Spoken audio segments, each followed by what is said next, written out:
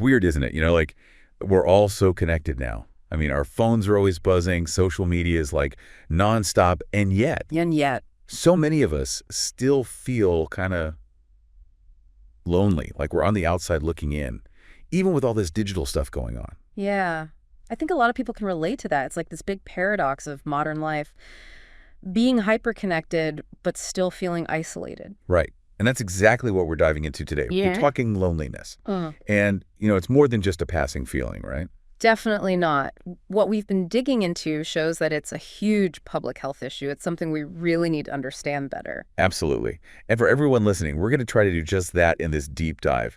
We're going to explore where this feeling of loneliness comes from, how it impacts us, and maybe even find some ways to deal with it. That's the plan. One of the things we read, it said that chronic loneliness is like as bad for your health as smoking 15 cigarettes a day. Wow. 15. That's pretty intense. Right? It is. It really hits home that loneliness isn't just about feeling a bit down. It has some serious consequences for our mental and physical health. For sure. So before we go any further, maybe we should clear up something that gets mixed up a lot. What's the difference between, like, loneliness and solitude? Right, because they're not the same thing at all. Yeah. When I think of being alone, I get two totally different pictures. Yeah. Like one is me on a Saturday morning, curled up with a good book, peace and quiet, total bliss. I love those mornings. But then there's that other image. Yeah. An empty apartment and this heavy feeling that no one would even notice if I just disappeared. I think you've hit the nail on the head there. The sources we looked at really emphasize that solitude is often a choice. It's a space for reflection, creativity, even personal growth. Okay. Like Buddhist monks meditating in silence. That quiet helps them reach a deeper understanding. Yeah. Or think about an artist like Georgia O'Keeffe going off to the desert to paint. Solitude can be really nourishing. Right, like hitting the reset button. It's something you actively choose to do. Exactly. Loneliness, though, that's involuntary. It's that awful awareness that you're lacking connection, that you're missing something socially. Like you're alone even when you're surrounded by people. Yeah. Hannah Arendt, the philosopher, talked about loneliness as a harmful kind of isolation. And modern research backs that up. It's linked to all sorts of health problems. Diabetes, anxiety, even heart disease. So one is a choice that can be good for you, and the other is, well, not so good. Exactly. So if loneliness is this big problem, I'm curious, was it always like this? Were people just as lonely hundreds of years ago?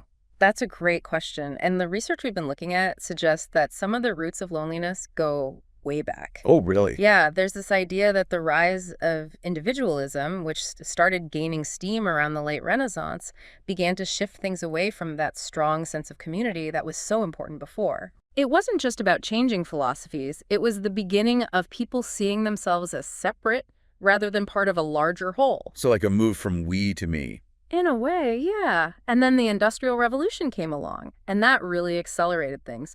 Cities boomed, people moved away from their families and support networks to find work. Yeah, I can see that. It wasn't just about physical distance either. Relationships started to become more transactional, less about family ties, and more about necessity. Those built-in support systems started to weaken. Exactly. And then you have Robert Putnam's work, his book, Bowling Alone. Oh, yeah, I remember hearing about that. It's a really insightful look at how social and civic engagement declined, especially starting in the mid-20th century. People were becoming more isolated, even in their leisure time. Right, hence the bowling alone idea. Less joining leagues, more just doing things by ourselves. What did he think was causing this trend? Well, he pointed to a few things.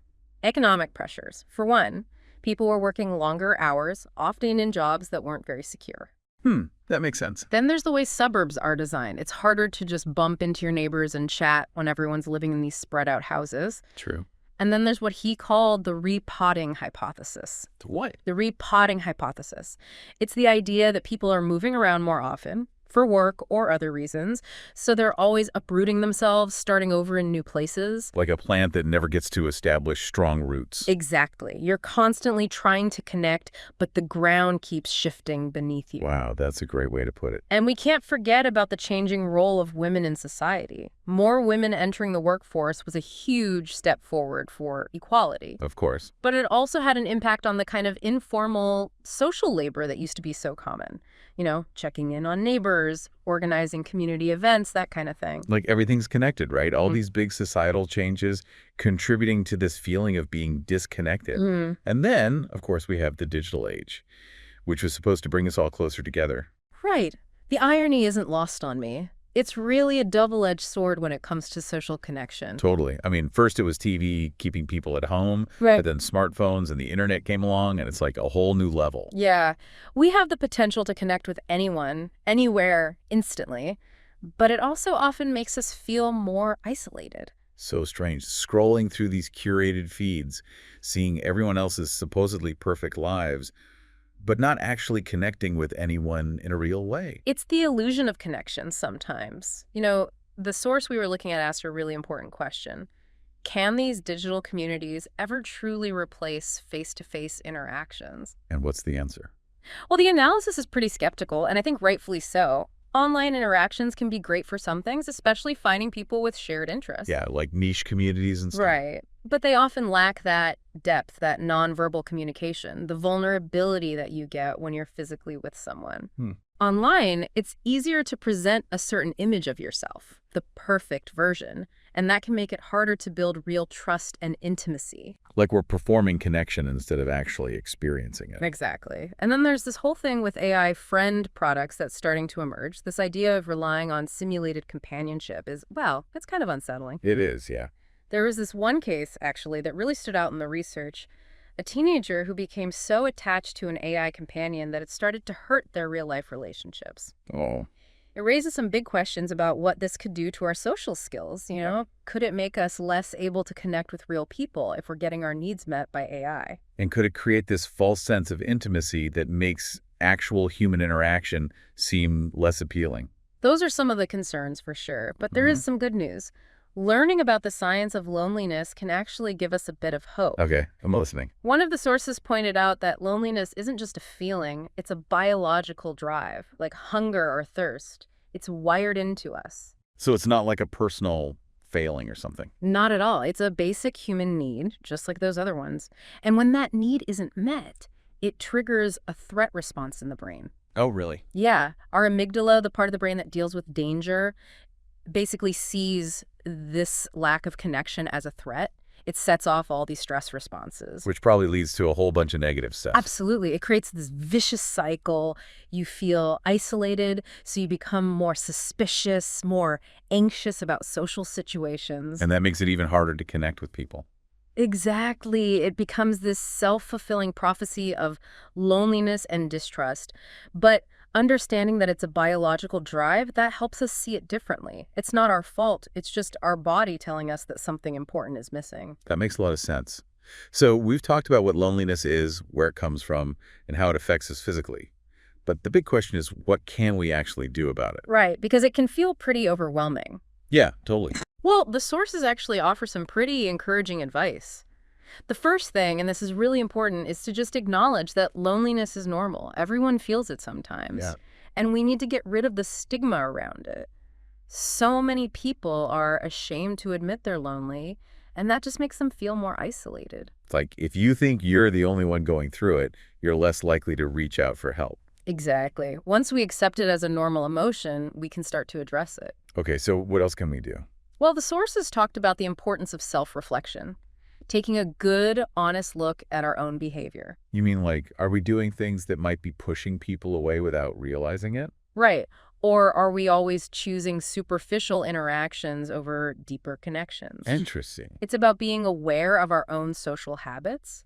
And then there's the thing about negative thought patterns. Like if we go into social situations expecting rejection or awkwardness, that can become a self-fulfilling prophecy. Yeah, I could see that. So challenging those thoughts is key.